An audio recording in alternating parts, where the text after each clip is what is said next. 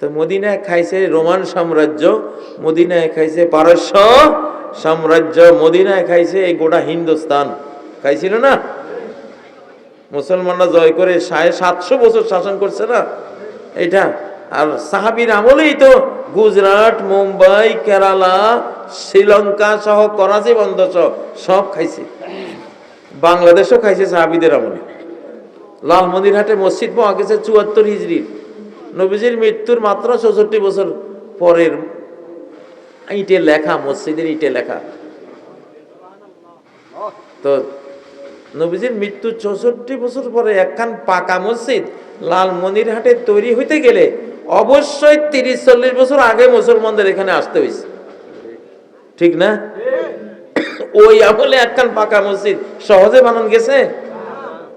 বহুদিনের সাধনার পরে এই মসজিদটা বানাইছে। তাহলে যদি 74 হিজরির মসজিদ হয়ে থাকে, অবশ্যই 15-20 হিজরিতে মুসলমান চলে আসে বাংলাদেশ।